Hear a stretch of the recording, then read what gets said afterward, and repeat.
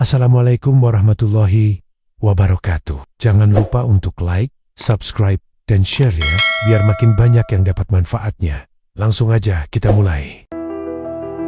Di balik tawa riang dan harapan akan kehidupan yang lebih baik, Karina memilih jalan gelap yang penuh rahasia kelam. Setiap pagi, 10 juta rupiah tiba-tiba muncul di kolong kasurnya.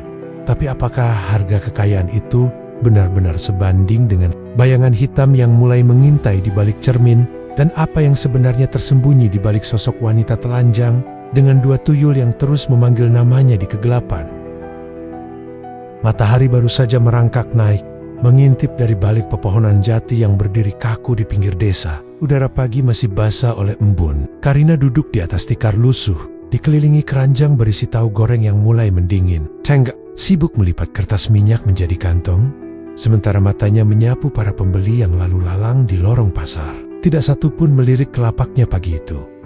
Ia menarik napas panjang, lalu menghembuskannya perlahan. Dalam hatinya ada letupan kecil yang tak pernah padam, api kecil yang terus menyala karena rasa iri. Ia bukan wanita yang tidak bersyukur. Ia hanya lelah.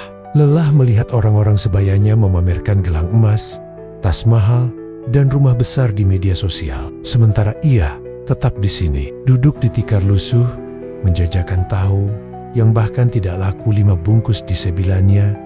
Lapak Bu Ratmi ramai, seperti payas. Perempuan paruh baya itu menjual jamu dan telur asin. Mulutnya tak pernah berhenti berbicara, entah kepada pembeli atau dirinya sendiri. Karina sempat ingin pindah tempat, tapi pasar ini sudah penuh. Mau tak mau, ia harus berbagi udara dengan Bu Ratmi yang cerewetnya bisa membuat kepala pening. "Rin," suara Bu Ratmi melengking. "Kamu masih jualan tahu aja? Nggak pengin buka usaha besar kayak si Risa itu? Sekarang dia jual emas loh, tokonya di pinggir jalan utama." Karina menoleh malas.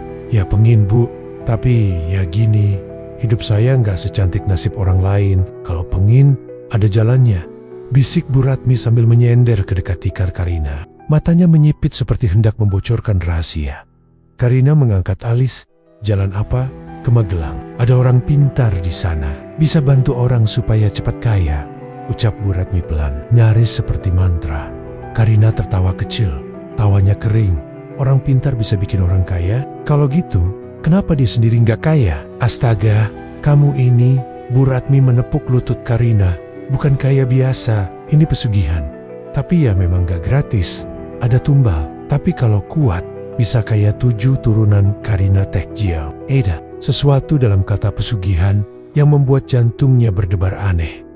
Ia bukan tak pernah mendengar kisah seperti itu. Di Kampunia, dulu ada seorang ibu yang mendadak kaya setelah suaminya meninggal misterius. Kabar yang beredar, dia pelihara tucul, tapi itu hanya desas-desus, dan Karina tidak pernah percaya. Sampai sekarang. Hari itu, Karina pulang lebih awal. Ia hanya menjual 11 bungkus tahu dari total 50. Sisanya ia bagikan ke tetangga. Di rumah kecilnya yang terletak di gang sempit, Galih suaminya sudah duduk di depan televisi, menonton acara berita sambil menyeruput kopi. "Capek ya?" tanya Galih tanpa menoleh. "Biasa," jawab Karina singkat. Ia masuk ke kamar, menatap wajahnya di cermin kecil yang retaknya melintang seperti guratan luka.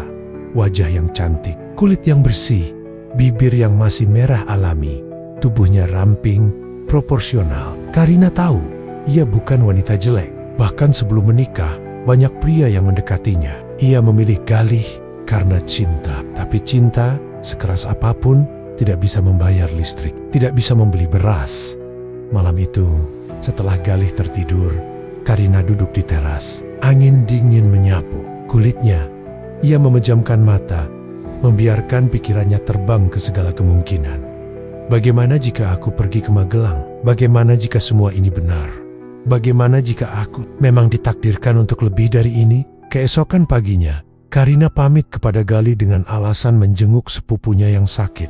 Galih tak curiga. Karina membawa 1 tas kecil dan sejumlah uang hasil simpanan dagang selama beberapa bulan.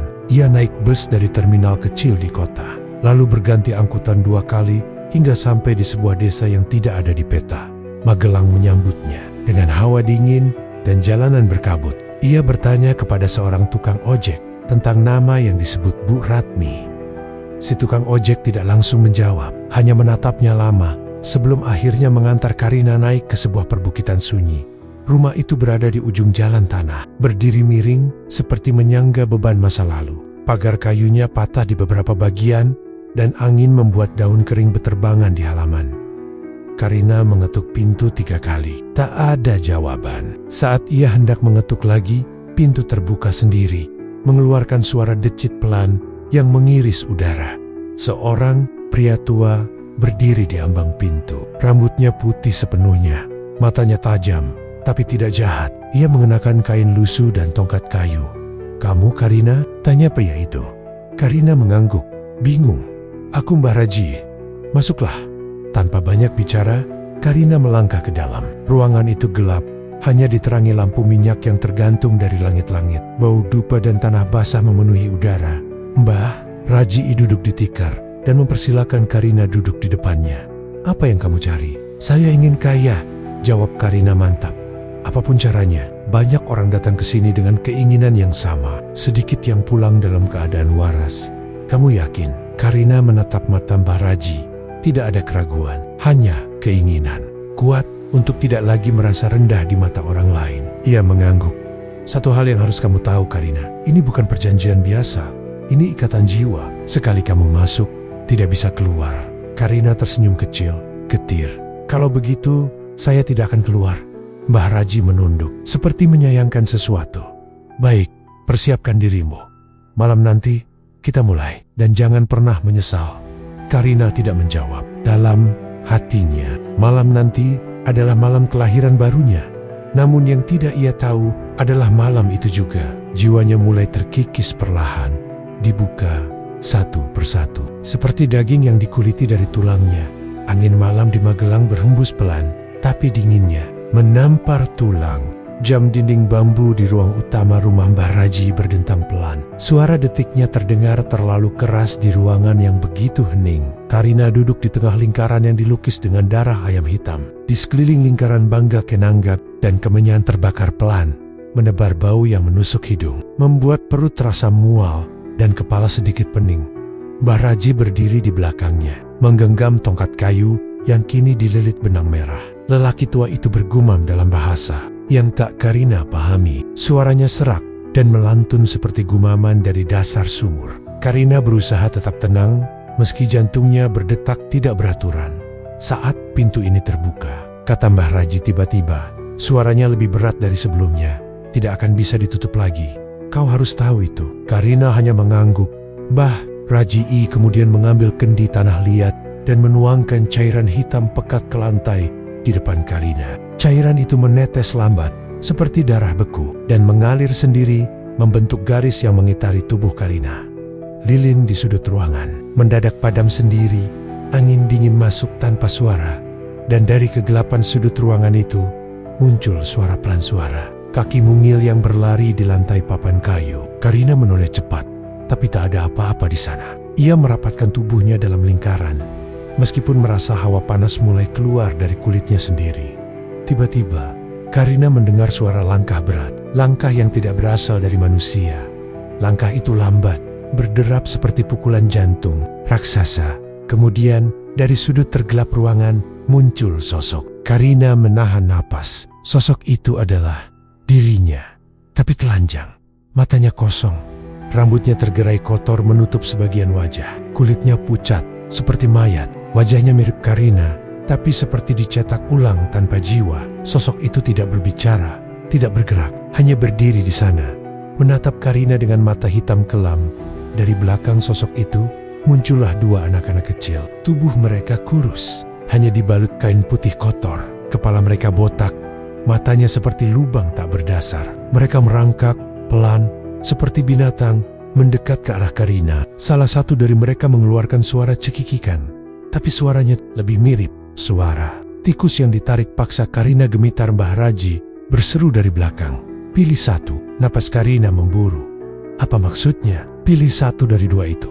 Pilih dan ikatkan jiwa dengan dia. Itu pesugihanmu. Anak-anak itu kini berdiri diam, saling memandang, seperti tahu siapa yang akan dipilih. Salah satu dari mereka tersenyum.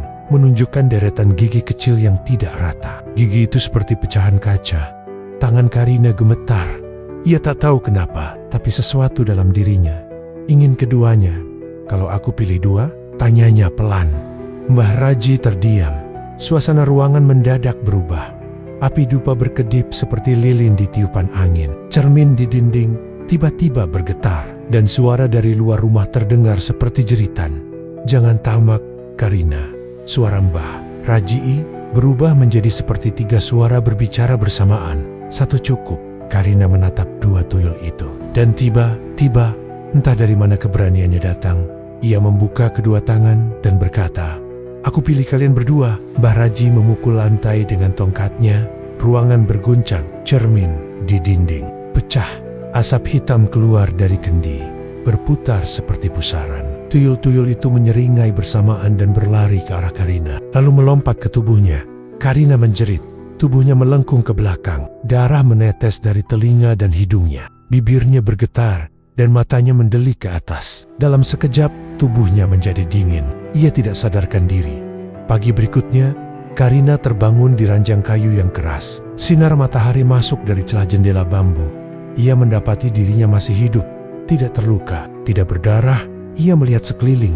Mbah Raji tidak ada. Ruang itu kosong, hening, tapi di lantai, tepat di depan tempat ia terbaring, ada secari kertas berwarna kuning. Di atasnya tertulis dengan tinta merah, "Kontrak telah disegel."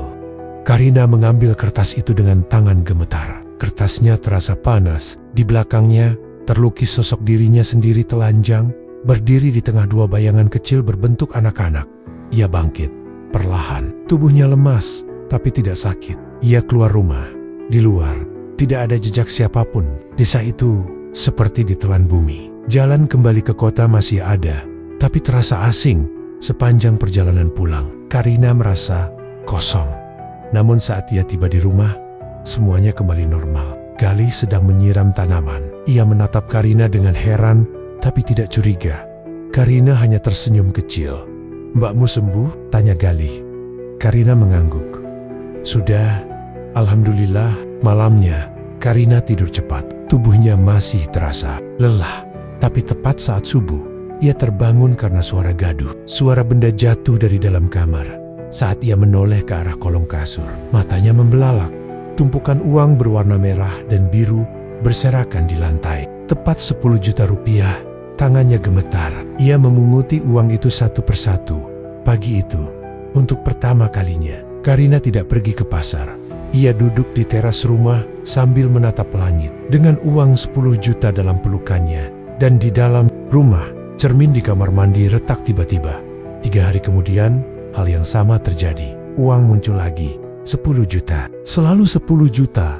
Tapi di malam harinya, Karina mulai mendengar suara cekikikan di balik lemari. Kadang, bayangan dirinya muncul di cermin, walau ia tidak berdiri di depannya. Kadang, suara langkah kecil terdengar di atap Rama, meskipun Galih sudah tidur. Dan kadang, saat ia menutup mata, ia merasakan tangan kecil menyentuh wajahnya. Pintu itu telah dibuka, dan Karina tak akan bisa menutupnya lagi. Pagi yang cerah tidak selalu membawa kabar baik. Hari itu, seperti hari-hari sebelumnya, sejak kepulangan Karina dari Magelang, 10 juta rupiah kembali muncul di kolong kasurnya. Wong yang sama, wong segar, berbauan. Karina memungutnya satu persatu. Tangannya bergetar ringan, tapi hatinya senang. Bahagia, karena uang itu nyata, tidak seperti mimpi, tidak seperti harapan semu yang dulu ia genggam saat menjajakan tahu di pasar. Namun rasa bahagia itu pelan-pelan berubah, bukan karena jumlah uang yang berkurang, tetapi karena cara uang itu hadir. Terasa semakin aneh. Setiap pagi, uang itu tak hanya muncul, tapi bersama kedatangannya, ada sesuatu yang ikut menyusup. Tiap malam, Karina mulai mendengar suara castle, suara tapak-tapak kaki anak-anak berlarian dari dapur ke ruang tamu. Suara napas kecil terengah di ujung kamar. Awalnya, ia kira itu mimpi. Tapi ketika ia menyalakan lampu dan melihat cermin kamar mandi yang berembun, membentuk kata main, "Yuk," Karina tahu, ini nyata. "Rin, kamu kenapa?" tanya Galih. Suatu malam ketika Karina duduk terdiam di meja makan, menatap nasi yang tak disentuhnya. Karina menoleh, matanya sayu, Rambutnya acak-acakan, wajahnya mulai pucat, pipinya tirus. "Aku cuma kecapekan," jawabnya pelan. Suaranya seperti bisikan. Galih menarik kursi dan duduk di depannya. "Kamu nggak pernah ke pasar lagi, nggak pernah masak, bahkan nggak pernah keluar rumah. Aku yang harus kerja, masak, nyapu, ini bukan kamu." Karina menunduk. Ia tahu Galih benar. Tapi bagaimana ia bisa menjelaskan bahwa setiap malam ia tidur ditemani dua makhluk kecil tak kasat mata yang menyentuh wajahnya dengan tangan dingin, dan kadang-kadang berdiri di sudut kamar sambil menyanyikan lagu Nina Bobo dengan nada patah. Ayah mencoba bicara, tapi tenggorokannya tercekat. Akhirnya ia hanya berkata, "Aku lagi banyak pikiran." Galih menghela napas. Ia berdiri, menyentuh bahu Karina. "Kalau ada apa-apa, bilang ya, jangan dipendam sendiri." Karina mengangguk. Meski dalam hati ia tahu, ini bukan soal yang bisa dijelaskan. Malam itu, gangguan datang lebih intens. Saat jam menunjukkan pukul 2 dini hari, Karina terbangun karena mendengar bunyi lemari terbuka sendiri. Menol, lemari bajunya terbuka, dan di dalamnya ada bayangan. Bayangan itu menyerupai dirinya. Telanjang, berdiri diam, tidak bernapas, tidak berkedip. Bayangan itu tidak ada di dunia nyata, tapi muncul jelas di cermin yang menggantung di pintu lemari. Karina menoleh ke arah lemari, kosong. Tapi ketika ia kembali menatap cermin, bayangan itu masih ada, menatapnya dengan mata kosong. Karina menjerit. Galih terbangun, panik, berlari ke arah Karina dan menyalakan lampu. "Kamu mimpi buruk?" Karina tidak menjawab. Matanya menatap lurus ke cermin. Tapi kini, bayangan itu sudah tidak ada. Galih mengguncang tubuh Karina pelan. "Rin, kamu kenapa? Si akhir-akhir ini, kamu sakit ya?" Karina menggeleng. Tapi ia tahu, ini bukan sakit biasa. Ini sakit yang menular dari dunia yang tak terlihat. Keesokan harinya, Karina bangun dengan tubuh yang kaku. Namun uang 10 juta tetap muncul di bawah kasur. Uang yang seharusnya membuatnya bahagia, kini membuatnya takut. Ia merasa semakin banyak ia ambil, semakin dekat dua makhluk kecil itu muncul di sekitarnya. Siangnya, ia mencoba membakar uang itu di dapur. 1 lembar, tapi api tak mau menyala. Korek gas yang biasa digunakan pun tiba-tiba mati. Serum Wong, itu dengan minyak tanah, masih tak terbakar. Karina duduk lemas. Ia memeluk lutut di sudut dapur, dan saat ia menatap pintu dapur, pintu itu terbuka sendiri perlahan. Dari luar, suara tawa anak-anak mengalun. Suara itu menggema, seperti dari sumur. Bukan tawa bahagia, tapi tawa yang getir, serak, dan penuh kemarahan yang ditahan. Hari-hari berikutnya, Karina makin berubah. Ia mulai berbicara sendiri. Mulutnya bergumam pelan, menyebut nama yang tak dikenali. Kadang, ia tertawa di sudut rumah, menatap kosong ke dinding. Tubuhnya mulai kurus, seolah energi dihisap sesuatu. Galih yang khawatir mulai mengajak Karina ke rumah sakit. Tapi Karina menolak dengan alasan yang aneh. "Kalau aku pergi, mereka marah." "Siapa mereka, Rin?" tanya Galih dengan nada gemetar. Karina menoleh pelan. Matanya basah, tapi senyumnya menyeringai. Anak-anak itu. Galih mulai takut. Ia tak pernah melihat istrinya seperti ini. Ia diam-diam mengikuti Karina malam itu. Dan dari celah pintu kamar, ia melihat sesuatu yang membuat jantungnya hampir berhenti. Karina duduk di lantai, di depan cermin, telanjang. Di hadapannya, 2 bayangan kecil berdiri. Tapi anehnya, hanya bisa dilihat dari pantulan cermin. Di dunia nyata, ruangan kosong. Tapi di cermin, 2 tuyul berdiri memegang bahu Karina. Dan Karina tersenyum. Malam berikutnya adalah puncaknya, hujan. Turender, petir menyambar langit yang pekat. Karina mengurung diri di kamar.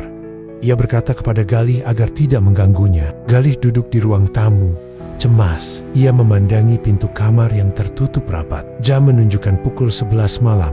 Tiba-tiba, lampu mati, semua rumah gelap. Galih berlari ke kamar Karina. Ia ketuk pintu. Tidak ada jawaban, ia dobrak. Dan yang ia lihat adalah mimpi buruk. Karina berdiri di tengah kamar, tubuhnya berdarah.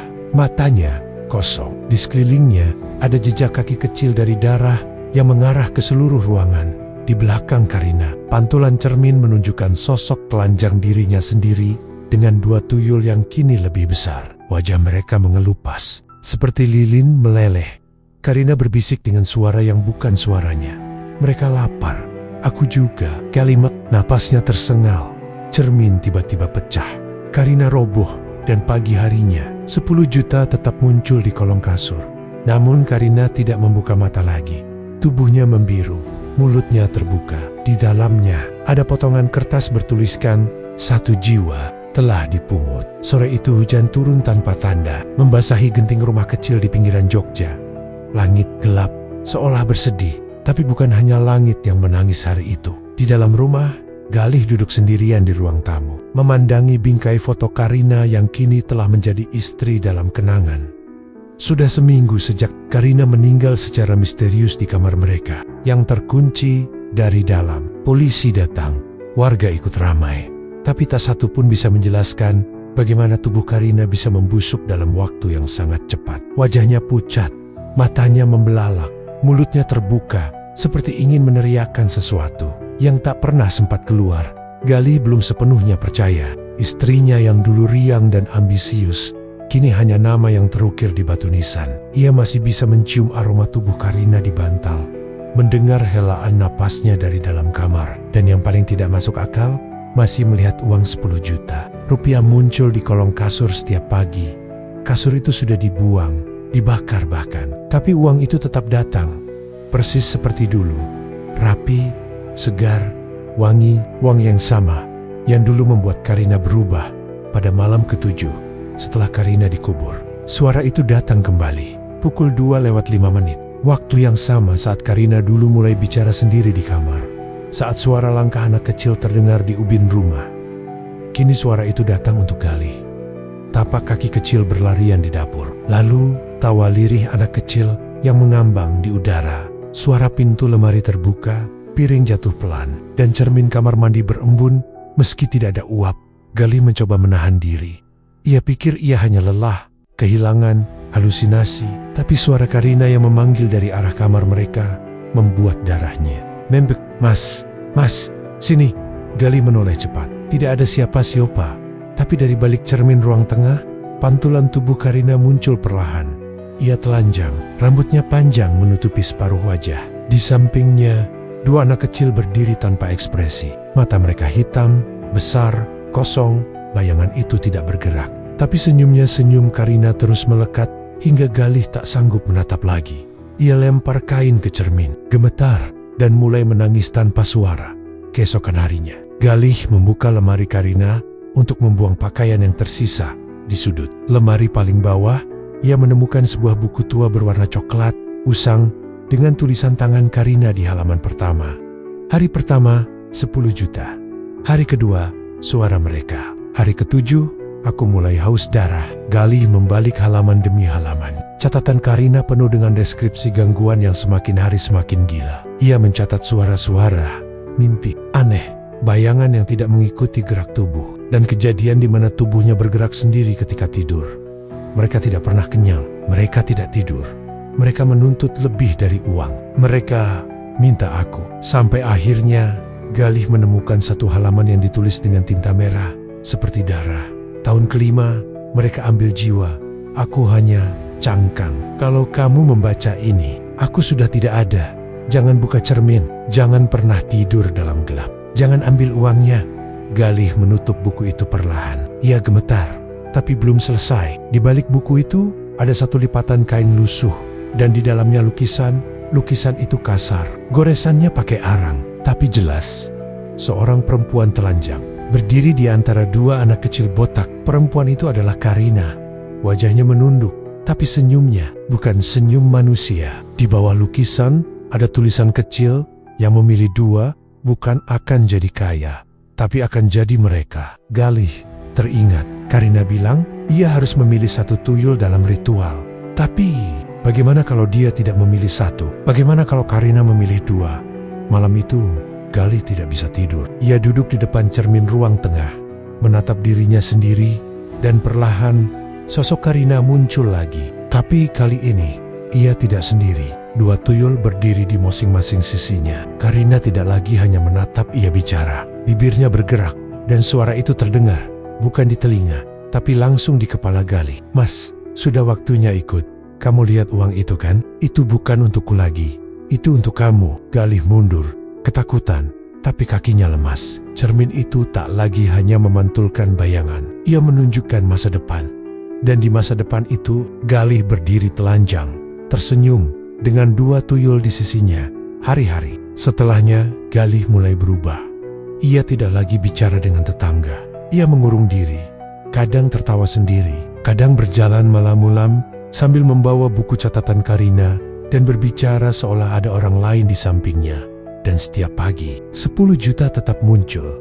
Semakin lama, jumlahnya bertambah. Tapi, ada yang tahu dari mana asalnya. Sampai suatu hari, Galih menghilang. Tetangga menemukan pintu rumah terbuka. Tidak ada tanda perampokan. Tidak ada tanda perlawanan. Hanya sebuah lukisan, tergantung di ruang tamu. Lukisan wanita telanjang dan 2 anak kecil. Tapi kini, ada sosok keempat, seorang pria berdiri di samping mereka. Wajahnya menyerupai Galih. Dan di bawah lukisan itu, uang 10 juta berserakan. Ada bau hangus di udara. Seperti sesuatu terbakar tapi tak pernah padam. Kamar utama kosong. Cermin tua, tergantung kembali di tempat semula. Dan jika kau berdiri di depan cermin, itu saat jam menunjukkan pukul 2 malam. Mereka akan melihatmu, Karina, Galih, dan 2 tuyul yang tak pernah berhenti tersenyum. Malam itu terasa berbeda. Udara begitu dingin dan menusuk. Bahkan untuk kota yang biasanya hangat seperti Jogja, angin berhembus lembut. Tapi di dalam rumah tua di pinggir desa, seolah membawa pesan gelap. Lampu yang seharusnya terang di ruang tamu mendadak padam, membuat semua benda di sekitar terbalut bayang-bayang pekat. Hanya satu cahaya redup dari layar ponsel Dani yang menyala, memecah kegelapan. Dani, lelaki muda yang baru saja datang dari kota setelah mendengar kabar tentang kematian kakaknya. Galih, istrinya, Karina, duduk terpaku di sofa. Tangannya menggenggam erat sebuah buku usang. Catatan harian Karina yang pernah ditemukan Galih dulu. Wajah Dani yang biasanya cerah, kini penuh kecemasan dan kelelahan. Ia membuka halaman terakhir buku itu, dan matanya terfokus pada sebuah pesan yang tertulis dengan tinta merah pekat, hampir seperti noda darah. Jika kau membaca ini, maka kau telah terperangkap dalam cermin. Jangan biarkan mereka keluar. Seketika, suara lirih yang penuh godaan terdengar. Bukan dari langit-langit, bukan pula dari sudut ruangan, tapi seolah berasal langsung dari dalam cermin besar yang tergantung di dinding depan Dani. Mau ikut kami? Suara itu membisik pelan, tapi suaranya menyusup masuk ke dalam kepala Dani seperti bisikan syaitan. Dani menoleh dengan jantung berdegup kencang. Dari balik permukaan kaca, muncul bayangan seorang perempuan telanjang dengan rambut panjang menutupi sebagian wajahnya. Di sampingnya berdiri 2 anak kecil botak berwajah kosong. Mata mereka hitam legam tanpa jiwa. Bayangan itu tersenyum. Senyum yang bukan senyum manusia, melainkan senyum penuh kebencian dan nafsu yang tak pernah puas. Mereka bukan hanya bayangan biasa. Mereka adalah cermin dari keserakahan manusia. Mereka adalah hantu dari nafsu yang telah membunuh banyak jiwa. Sejarah pesugihan tuyul yang terlarang. Dani membuka kembali halaman-halaman buku itu, mencari jawaban di balik kutukan yang menimpa kakaknya dan Karina. Ia menemukan catatan tentang dukun yang dahulu mengajarinya ritual pesugihan tuyul di Magelang. Dalam cerita itu tertulis, pesugihan tuyul bukan hanya soal kekayaan instan. Dukun itu memperingatkan, ritual itu adalah perjanjian jiwa dengan makhluk halus yang menyerupai diri sendiri. Mereka bisa memberikan harta melimpah, tapi dengan konsekuensi berat. Jiwa yang terikat selamanya. Pilih 1 tuyul. Bunyi peringatan di buku itu. Jika kau memilih 2, maka bukan kekayaan yang kau dapat, tapi kau akan menjadi mereka. Menjadi bagian dari cermin yang mengikat jiwa manusia serakah dalam siklus abadi. Karina, entah kenapa, telah melanggar aturan itu. Ia memilih 2 tuyul. Dalam ritualnya, itulah alasan mengapa Galih dan Karina kini terperangkap dalam kutukan yang sama. Dimensi gelap di balik cermin. Tiba-tiba, cermin di depan Dani mulai bergetar hebat. Permukaan kaca yang tadinya tenang, kini beriak seperti air yang digerakkan angin kencang. Bayangan di dalamnya mulai keluar perlahan. Dani berusaha mundur, tapi kakinya seolah tertanam di lantai. Tubuhnya berat, tak mampu bergerak bebas. Ia terperangkap, terjebak dalam dimensi gelap di balik kaca itu. Di sana, dalam ruang tanpa batas, Dani melihat sosok Karina. Tapi ia bukan lagi wanita muda yang dulu dikenalnya. Karina kini berubah menjadi bayangan hitam dengan mata merah menyala. Senyumnya menakutkan. memancarkan hawa yang membuat bulu kuduk meremang. Di sisinya berdiri dua tuyul yang sama kosongnya seperti sebelum-sebelumnya. Mereka menatap Dani tanpa berkedip. "Kenapa kau datang?" tanya Karina dengan suara dingin, seperti angin yang berbisik di malam sunyi. "Kami menunggumu." Dani mencoba melawan, berusaha keluar dari dimensi itu. Tapi kekuatan gelap yang melingkupi tubuhnya semakin kuat. Perlahan-lahan, ia mulai merasakan tubuhnya melebur, berubah menjadi sesuatu yang bukan manusia lagi. Namun sebelum segalanya hilang, Dani memanggil dengan suara keras nama adiknya yang lain, berharap ada yang mendengarnya. Di dunia nyata, akhir yang terbuka dan mencekam keesokan harinya, rumah tua itu ditemukan kosong, pintu terbuka lebar.